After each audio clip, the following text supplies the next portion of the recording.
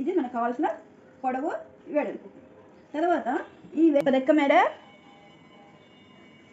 భుజము, చంక, వెనక మేడ, ముందు మేడ ఇది కలుపుకుంటూ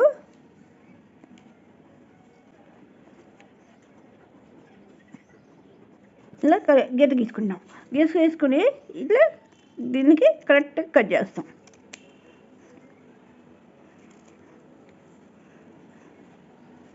చంక మాత్రం రౌండ్ రాకపోతే మీకు చంక రౌండ్ పట్టేస్తుంది అన్నమాట. ఆ పట్టేయకుండా రౌండ్గా క్రాస్గా కట్ చేసుకోవాలి. తర్వాత వెనక మెడ, షోల్డర్ దగ్గర నుంచి వెనక మెడ కట్ చేసిన తర్వాత లోపల భాగం తీసేయాలి. తీసేసి ఈ ముందు భాగం ఎంత ఉందో మెడ ఎట్లా గీసుకున్నామో ఆ కలంలో మళ్ళీ ఇది కట్ చేసుకుంటాం. కట్ చేసుకొని ఇలా పెట్టుకుంటాం. ఇలా వస్తుంది. ఇలా వచ్చిన తర్వాత ఇది 4 భాగాలుగా 4 వైపులు పిల్టు వేసుకుంటాం. ముందు వైపు వేసుకున్నాం, మళ్ళీ వెనక వైపు కూడా ఇట్లాగే డాట్స్ వేసుకుంటాం.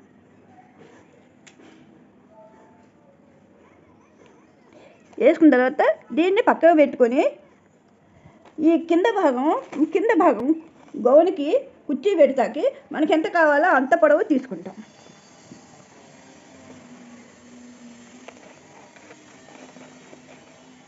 తీసుకుని ఇది దీంట్లోనే పట్టి కుట్టేసుకుంటాం. ఈ పట్టీని కుట్టిన తర్వాత ఈ భాగం అంతా ఇలా కుర్చీ పెట్టేస్తాం.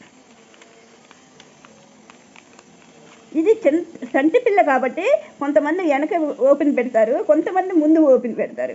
ఓపెన్ పెట్టినప్పుడు ఏం చేస్తారంటే ఈ ఓపెన్ ఇది